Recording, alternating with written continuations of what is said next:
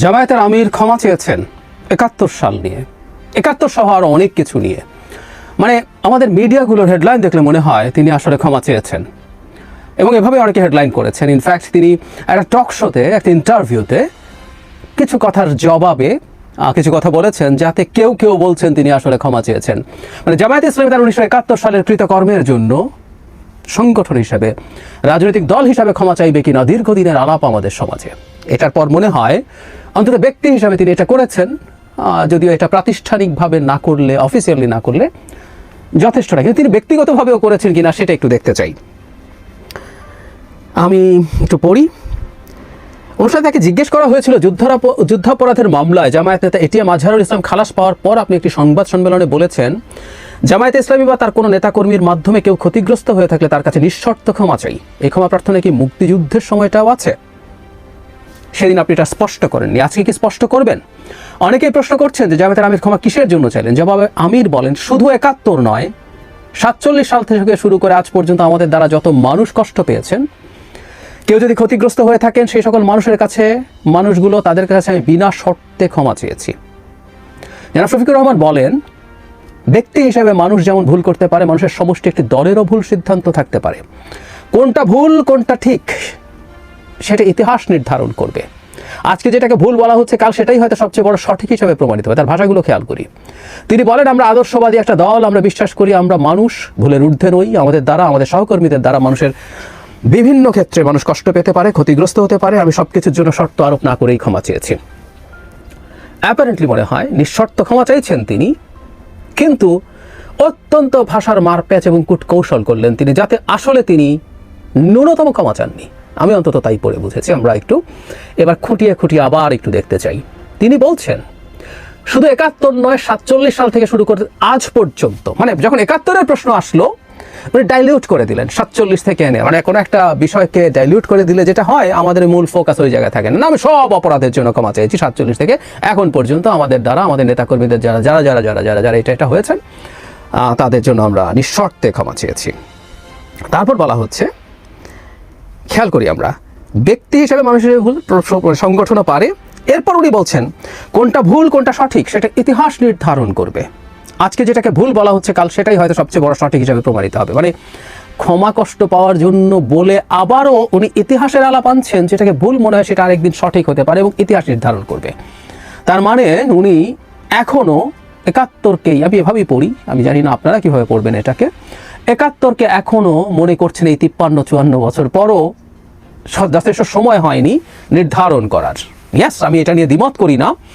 ৫৩-৫৪ বছর শেষ হয়ে গেলেই যে বাংলাদেশের মুক্তিযুদ্ধ নিয়ে আর কথা হবে না, গবেষণা হবে না, এটা ঠিক না। এটা হতে পারে, এটা হওয়া উচিত, সত্যিকার অর্থে আমি সেটা মনে করি। কিন্তু প্রশ্ন হচ্ছে, আমরা এই জামায়াতের ভূমিকা নিয়ে এখনও কি আসলে আমরা চুপ থাকবো? আমরা কি সঠিক মনে করব না আমরা যা ভাবি? এবং যেটা আজকে ভুল মনে হয় সেটা সঠিক মনে হতে পারে। উনি এখনও সেই একই আলাপ। ইনফ্যাক্ট উনি ওনার অবস্থান থেকে একেবারেই সরে আসেন নাই। ক্ষমা কীভাবে চাইতে হয় একটু পরে বলছি। এই ৫ অগাস্টের পর উনি মাঝে মাঝে এই ইস্যুতে কথা বলেছেন, এবং একটা তো আমার খুব স্পষ্টভাবে মনে হয়েছে এবং বহুবার এটা নিয়ে কথা বলেছি। তিনি লন্ডনে গিয়ে বলেছেন, ৭১ সালে জামায়াত যদি কোনো ভুল করে থাকে এবং সেটা যদি সন্দেহাতীতভাবে প্রমাণিত হয়, তাহলে তারা ক্ষমা চাইবেন। এখানেও যদি কষ্ট দিয়ে থাকে, মানে ওনারা কষ্ট দিয়েছেন, ওনারা ভুল করেছেন, এটা নিশ্চিত নন এখনো। এখানেও তাই। এমনকি ইতিহাস আজকে ভুল মনে হলো, সেটা ভবিষ্যতে কোনোদিন সঠিক মনে হতে পারে, এটা বলছেন তিনি। তার মানে ওনাদের ভুল, আবারও বলছি, এটা ভুল কিনা এটা নিয়ে আমার খুব সিরিয়াস প্রশ্ন আছে। আমি সেটা আগেও বলেছি, আমি আবারও বলবো, এই ভিডিওটা থাকুক, অনেকে আগেরগুলো হয়তো শোনেননি। আসলে ক্ষমা কিভাবে চাইতে হয়? ক্ষমা কিভাবে চাইতে হয়? ধরুন রাষ্ট্রপতির ক্ষমা চাওয়া যায় কোনো একটা অপরাধের জন্য। কি করতে হয় সেখানে আমি একটা অপরাধ করেছি সেটা স্বীকার করা হয়, সেটা স্বীকার করে রাষ্ট্রপতির ক্ষমা চাওয়া হয়। রাষ্ট্রপতির ক্ষমা মানে আসলে প্রধানমন্ত্রীর ক্ষমা, কারণ আমাদের কনস্টিটিউশন অনুযায়ী আমরা প্রায়, একটু অফ টপিক, রাষ্ট্রপতিকে প্রচুর গালাগালি করতাম অনেকে, ছোটোবেলায় আমরা করেছি, অনেকে এখনও দেখি যে রাষ্ট্রপতি একে একে ক্ষমা করেছেন। আর্টিকেল 48-3 অনুযায়ী রাষ্ট্রপতি দুটো কাছে, বাকি সব প্রধানমন্ত্রীর পরামর্শে করেন। সো আসলে ক্ষমাটা প্রধানমন্ত্রীর ক্ষমা। যতবার যতজনকে, যত ক্রিমিনালকে ক্ষমা করা হয়েছে, এগুলো প্রধানমন্ত্রীর সিদ্ধান্তে হয়েছে, প্রধানমন্ত্রীদের সিদ্ধান্তে হয়েছে। তো সেখানে আগে অপরাধ স্বীকার করে ক্ষমা চাইতে হয়। জামায়াতের যদি ক্ষমা চাইতে হয়, তাহলে প্রথম তাদেরকে, তাদের ভাষায় তারা যদি ভুলও বলেন যে আমরা ভুল করেছি, আমরা নিশ্চিতভাবেই ভুল করেছি, এর মধ্যে অনেকে কষ্ট পেয়েছেন, অনেকে অনেকভাবে এটার মূল্য দিয়েছেন, আমরা সেটা রেকগনাইজ করি, আমরা সেটা ক্ষমা চাই। এবং সেটা একজন জামায়াতের আমির না, তার ব্যক্তিগত পর্যায়ে না, এটা জামায়াতের একটা পার্টির রেজলিউশন হতে হবে যদি তারা সত্যি সত্যি মিন করেন। এমনকি আমিরও ওই ক্ষমা চান নেই, উনি এখনও স্বীকৃতি দিচ্ছেন না যে তারা ভুল করেছেন, অপরাধ করেছেন, তাই ক্ষমা চান নিঃশর্তভাবে। নিঃশর্ত বলছেন, কিন্তু আসলে প্রচুর শর্ত আছে, যদি হয়ে থাকে, না হয়ে থাকলে, যদি ইতিহাস ঠিক থাকে, ইতিহাস তো পাল্টেও যেতে পারে। এই সব ধরনের নানান রকম কথা বলে পরিস্থিতিকে আবার ঘোলাটে করার চেষ্টা করেছেন। আমি আগে একদিন বলেছি, আবারও যেটা বলছিলাম, জামায়াত ৭১ যা করেছেন সবচেয়ে কমটা যেটা, সেটা কি? অনেকগুলো যুদ্ধাপরাধ এবং মানবতা বিরোধী অপরাধের সাথে জামায়াতের বিভিন্ন পর্যায়ের নেতারা জড়িত ছিলেন। আমাদের এখন তৎকালীন জামাত যোগ করা হয়েছে মুক্তিযোদ্ধার সংজ্ঞায়। জামায়াতি ওই তৎকালীন আর এখন একই জামাত। যাই হোক, তারা ক্রিমিনাল অফেন্সের সাথে অনেকে জড়িয়েছেন, কোলাবোরেটর হয়েছেন পাকিস্তান মিলিটারির, কোনো সন্দেহ নাই। এগুলো ইতিহাসে আছে, এগুলো থাকবে। সেগুলোর তো আসলে ক্ষমা চাওয়ার প্রশ্নই আসে না। ক্রিমিনাল অফেন্সের কোনো ক্ষমা চাওয়া যায় না। আমি ওটাকে সরিয়ে রেখে বলছি, ধরে নিলাম তাত্ত্বিকভাবে তারা কোনো রকম কোনো, আবারও বলছি এটা তাত্ত্বিকভাবে আলোচনার জন্য বলছি, তারা কোনো রকম ক্রিমিনাল অফেন্সে জড়িত নন। তারা মূলত নৈতিক এবং রাজনৈতিক সমর্থন দিয়েছেন অখণ্ড পাকিস্তানের পক্ষে।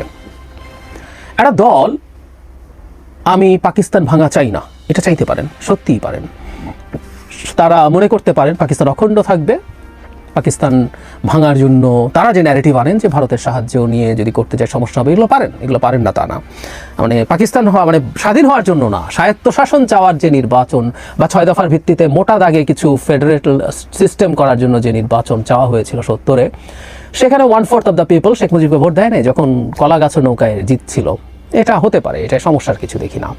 কিন্তু ২৫ মার্চ অপারেশন সার্চলাইট বাংলাদেশে যেটা শুরু হলো এবং পরবর্তীতে যে পন্থায় পাকিস্তানকে এক রাখার চেষ্টা করেছে পাকিস্তান, যেখানে অসংখ্য অবর্ণনীয় মানবতা বিরোধী অপরাধ হয়েছে, যুদ্ধাপরাধ হয়েছে, আবারও বলছি ধরে নিলাম যে আমাদেরকে কোলাবোরেট করে নাই, সেটাকে আপনি আর নৈতিকভাবে বা রাজনৈতিকভাবে সমর্থন করতে পারেন কিনা, সেটা সবচেয়ে জরুরি প্রশ্ন, সবচেয়ে জরুরি প্রশ্ন।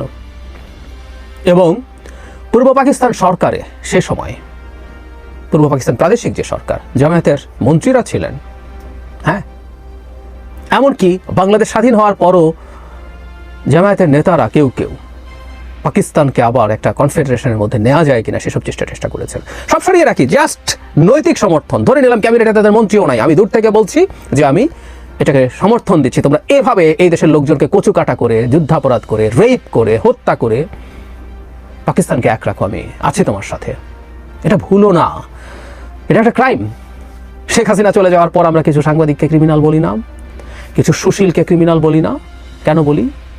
কারণ শেখ হাসিনা ক্ষমতায় থাকুক এইভাবে ব্রুটালিটি করে, সেটাকে নৈতিকভাবে রাজনৈতিকভাবে সমর্থন দেওয়াটাকেও আমরা অপরাধ মনে করি, রাইটলি মনে করি।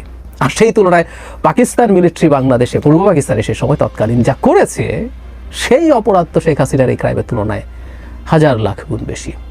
সেটাকে এখন কেউ যদি নৈতিকভাবে বা রাজনৈতিকভাবে সমর্থন দিয়ে থাকে, সেটাকে ভুল বলা যায় না, সেটাও ক্রাইম, অপরাধ। তারা কি এগুলো সব স্বীকার করবেন? এবং স্বীকার করে এখানে যে ম্যাসাকার, হ্যাঁ ম্যাসাকার কতটুকু হয়েছে, হত্যার সংখ্যা কত, শহীদের সংখ্যা কত, ডিবেট আছে, কিন্তু সংখ্যাটা অনেক উঁচু, বিরাট স্টিল। এগুলোর জন্য তাদের এই নৈতিক সমর্থন করাটা অন্যায় হয়েছে, অপরাধ হয়েছে, সেটা স্বীকার করে তারা অফিসিয়ালি ক্ষমা চাইবেন কিনা, সেটা হচ্ছে প্রশ্ন। সেটা যদি হয় কোনোদিন, তখন এই দেশের মানুষ ভাববেন তারা জামায়াতকে কিভাবে দেখবেন। কিন্তু অবিশ্বাস্যভাবে জামায়াতের আমির একেবারে একই জায়গায় আছেন, উনি আদৌ ক্ষমা টমা চান নাই, উনি আবারও ভাষার মার প্যাচে মানুষকে বোকা বানানোর চেষ্টা করছেন, এবং আমাদের মিডিয়াও বোকা হয়ে উনি ক্ষমা চেয়েছেন লিখে দিচ্ছেন।